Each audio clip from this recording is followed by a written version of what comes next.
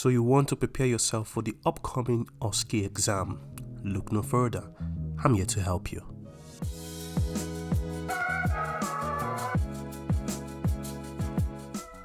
Hello and welcome to this video. In this video we are going to talk about rectal bleeding. This station is relatively quite easy for history taking.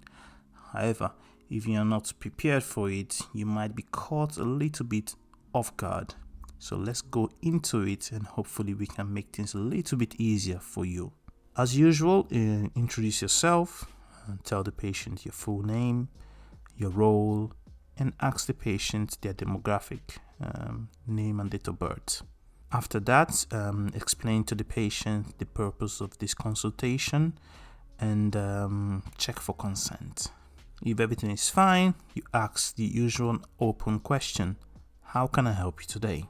Obviously, the presenting complaint would, in this case, will be rectal bleeding, so ensure you ask the following questions. I always begin with onset, so when did you first notice this symptom started?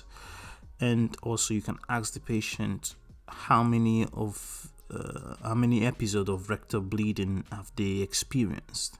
Okay, for rectal bleeding, it's important to know the nature of the blood. So if the patient mentioned there's a bright red blood, mainly when they wipe, and they report a background, a history of straining / constipation, is usually a hemorrhoid that is kind of like bleeding. And sometimes obviously that fresh bright blood can also be on the pan. If the patient reports black stools or black tarry stools, you need to think about melena, which is like a form of upper GI tract bleeding. If the patient mentioned frequent blood and mucus in his stools, you need to think IBD or possibly a tumor. Also, if the patient mentioned a substantial amount of bleeding associated with left lower quadrant abdominal pain, your mind needs to start thinking about the diverticular disease. Either way is important for you to understand if the blood is in the paper, mixed with stools, or is in the toilet pan itself. This is very important when taking a rectal bleeding history. So moving on to the associated symptoms. So when it comes to associated symptoms, you just kind of have to do like a system review. So any nausea, any vomiting, any weight loss, any changes to your normal bowel habits, and then obviously explore that with the patient. Any recent illnesses, any recent travel or change in diet, any straining when going to the toilet. And don't forget to ask if they felt any lumps or bumps in their around their anus. And at this point, you've pretty much gathered most of the information. Don't forget to ICE your patient, which is idea, concerns, and expectation. You get some extra point for that. Okay, moving on to the past medical history. Obviously, ask about any allergies, any current medication they are taking at the moment. I always ask about the family histories, particularly in the family history of bowel cancer, bowel disease, IBD, IBS, anything of those sorts. You can also dive into their social history, ask about things, how are things at home, maybe ask a little bit relevant question about their diet, that could be good. Ask about smoking and alcohol, quantitizing how much do they smoke and how much alcohol do they drink. And that's it. That concludes your history taking for rectal bleeding.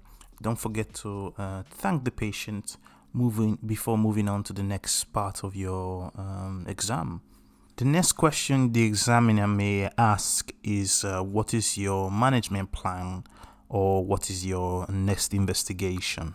To begin with, you could say that I would examine the patient, perform an abdominal examination. I could do a digital rectal examination appropriately, depending on the type of patient. And then you could request simple things like a full blood count, check their ferritin level. If appropriate, check their clotting studies, liver function tests. And if you're thinking along the side in a young patient of IBD, you can request a fecal calprotectin, which is like a stool sample. If you're thinking along the side of cancer, you can request a fit test. And obviously you need to decide how you're going to manage the patient appropriately. If you're thinking along the side of cancer, obviously you want to refer the patient urgently within 2 weeks. If you're thinking along the side of hemorrhoid, there are different ways you can go about this. The most common treatment would be to prescribe some laxative and some pain relief cream for the back passage, such as anisole is quite commonly prescribed. And that's it. I hope this video was useful. Don't forget to like and subscribe to my channel for more content, and I will see you guys in the next one.